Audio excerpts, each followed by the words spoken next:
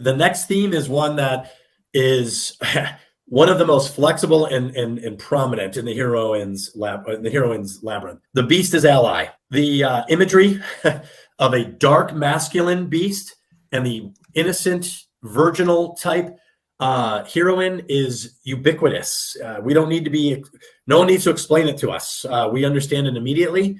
It's everywhere. It's in Little Red Riding Hood. It's in Beauty and the Beast. It's all over the place. The beast, actually, this is one of the coolest things about the beast is ally.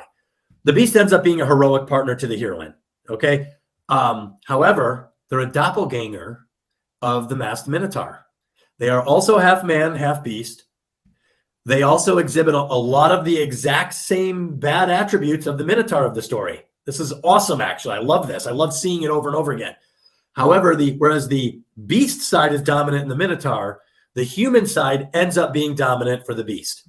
Think of the Beauty and the Beast again. He was just as aggressive, just as arrogant, just as screaming in her face, just as beastly as Gaston. But his humanity was what won out for him, whereas the beast side of Gaston is what won out. It's almost like a flip. Stories that show that really show the doppelganger effect of the beast as ally, the heroic partner of the heroine, and the masked minotaur. Terminator. She literally has a Terminator come out to help her. This was the villain of the first movie. Now he's reaching out and offering to help her. On her other side, she's got this liquid metal guy melding through bars. So she's got the doppelgangers on both sides. Two Terminators. Both half man, half machine. One's more human, one's more machine or beast-like. Another one, that new movie, Everything Everywhere All at Once. You have the masked minotaur is the daughter. She's the dangerous person. The beast's ally is Alpha Wayman, her husband, who comes out. They're both family members. They're both looking for a divorce from the heroine, and they both are distant and not paying attention to her in her real life. So you constantly get this doppelganger effect between the masked minotaur and the beast as ally. Two things that the beast does that help define him. The beast almost always breaks cultural rules on some level, which is intriguing to the heroine since she hates cultural restrictions. Here's a guy, or here's a character who will shoot straight with her, no matter how off-putting, an unlikely source of honesty and authenticity. No matter how off-putting this guy might be, he's at least who he says he is. And he's usually antagonistic toward the native culture too, which she finds intriguing.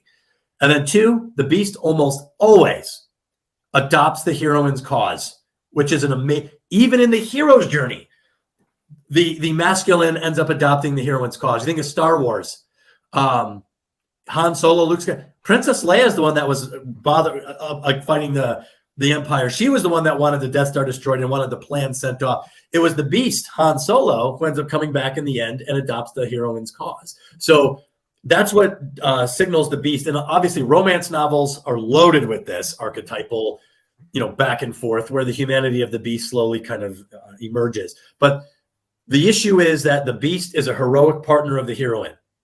That's an important part. In the hero's journey, and we can get into this part later, he sees himself as the knight in shining armor. To the heroine, she doesn't see him as overtly valiant. She sees him as beastly and similar to the Minotaur in many ways. However, he adopts her cause and ends up proving himself to be a great heroic partner. Even like Hicks from Aliens is another beast as ally character. So anyway, and the beast as ally usually signals a big emergence moment for the heroine because she's now beginning to assert her view of the world into the world. And here's a character who agrees with her. He's adopting her cause.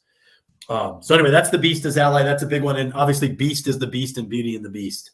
And then the next one is aiding a fragile power. This happens a lot with heroines. This is a second heroic partner. Usually somebody or a character that is overlooked, stigmatized, a liability. Again, in Aliens, Newt, they're like, they're very dismissive of Newt, but the heroine, Ripley, takes the time to befriend her and entrust her. Princess Leia, R2-D2, entrusts the fragile power with the Death Star plans. It happens all the time. Heroines trusting a fragile power, probably because they dislike stigmas. They don't like being overlooked or dismissed as they don't like the idea that you're not valuable. And so They're bestowing the fragile power with responsibility and trust is a big moment for them because they're betting that even people that may not look to be heroic are important. And the heroine is proven right. Éowyn brings Mariotic in Lord of the Rings. Éowyn brings him out onto the battlefield when everyone else said, leave him at home. He doesn't belong there. But if she didn't bring him, Mariotic is the one that stabbed the Witch King in the thigh. So he ended up being the key to her victory and the victory over the Witch King of Angmar. So the fragile powers turned out to be great. It was Newt who led the Marines out of the labyrinth of ventilation shafts and aliens. And it was Newt alone who had that secret knowledge.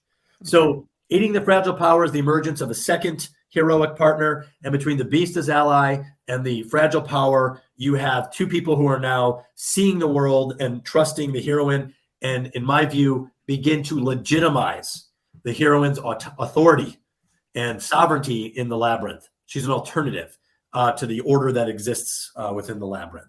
The next theme in the heroine's arc here is the Broken Truce. This is a big one because this is kind of a point of no return.